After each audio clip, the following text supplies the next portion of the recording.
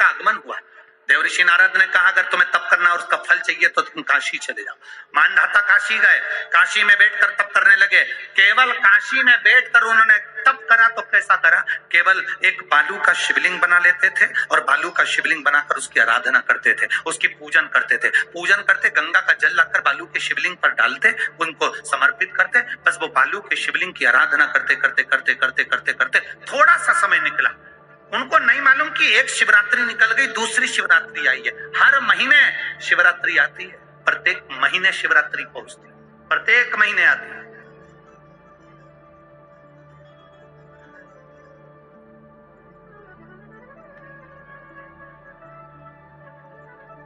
एक शिवरात्रि अपन पंजाब में थे, भटिंडा, तब पड़ी थी, जनवरी की पड़ी थी वो, जनवरी की। अब फरवरी की जो शिवरात्रि पड़ेगी वो अपन झारखंड में रहेंगे 5 तारीख से 9 तारीख के बीच में, तो बीच में शिवरात्रि पड़ेगी। इसलिए उस कथा का नाम पतालेश्वर शिव महापुराण की कथा रखी है। हड्डी उसमें मूल है, आपका बुढ़ापा ना बिगड़े उसके लिए वो कथा है। 5 दिन की कथा है, 2 बजे से 5 बजे तक आएगी आस्था चैनल पर भी। और झारखंड के आसपास के जितने श्रोता हैं सब सुनो। जमशेदपुर में काजू बागान में वो कथा होगी, बड़े प्रेम से।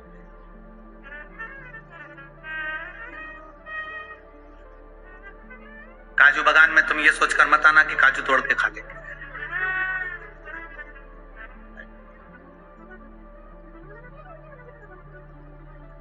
दिल से सुनो उसको। पतालेश्वर शिव महापुराण की कथा। कुछ जगह ऐसी होती हैं, उस कथा का मूल, जैसे 7 मार्च से 13 मार्च की सीहोर कुबेरेश्वर धाम की कथा जरूर सुनो, मौका मिल जाए तो। 5 माताएं, भाई लोग, बहन लोग जो भी हैं, जीजा जीजी, सब कथा में पहुंचकर उसमें सेवा भी करो और कथा भी सुनो, दिल से सुनो।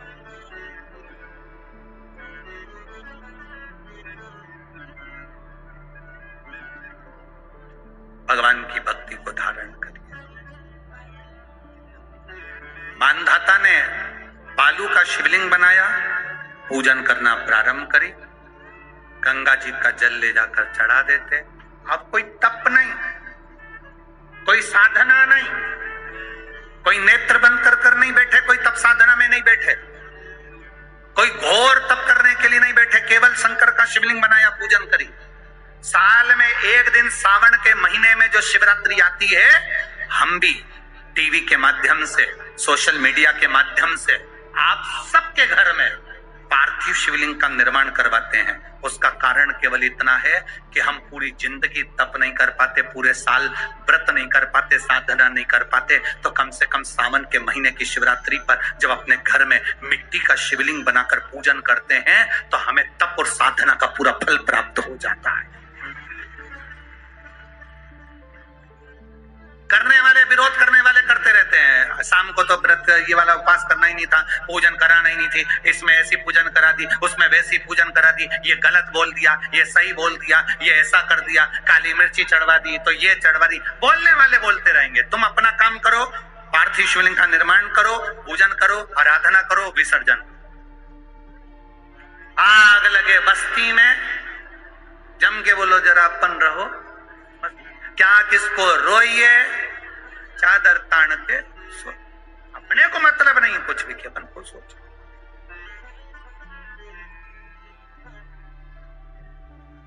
अपनी जिंदगी का सार्थकता से करा। मानधाता ने अब कोई तप नहीं करा, मानधाता ने अब कोई साधना नहीं करी, मानधाता ने अब कोई आराधना, बस एक काम करा, शिवलिंग का निर्माण, उसकी पूजा।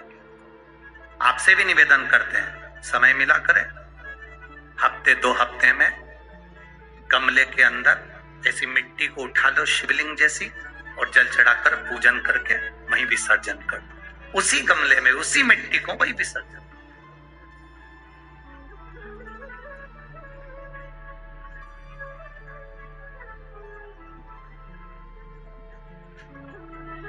प्रयास करो, उसका फल मिलता है। शंकर भगवान प्रकट हुआ, कहा क्या चाहिए तुम मांगो। अब मानधाता ने मांगा कुछ नहीं।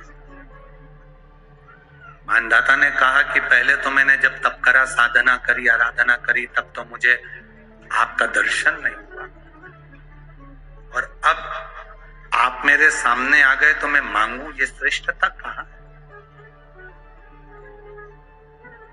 अब मैं मांगू, ये श्रेष्ठता कहाँ है? मुझे मांगना नहीं है। कुछ तो मांगो। नहीं, मानधाता ने कहा बस इतनी कृपा करना, प्राण छूटने का जब समय आए तो मेरा शिव सामने हो और मेरा ये आत्मा, मेरी जब मृत्यु हो तो ये आत्मा शिव में और कैलाश में विलीन हो जाए, बस ऐसी कृपा करनी, और कुछ भी नहीं, और कुछ नहीं चाहिए। बस यही होना चाहिए। उसका जो फल है वो जीवन का एक आनंद सुख देने वाला। हमने कथा में कहा था शुरू में, माता क्या होती है? निर्माता। आप माता हो, आप निर्माता हो। अपने बच्चे के हाथ में एक लोटा जल लेकर मंदिर भेजने की जवाबदारी तुम्हारी है। अपने बच्चों के मुख से श्री शिवाय नमस्तुभ्यम निकलवाने की जवाबदारी तुम्हारी है, कोई दूसरा नहीं निकल।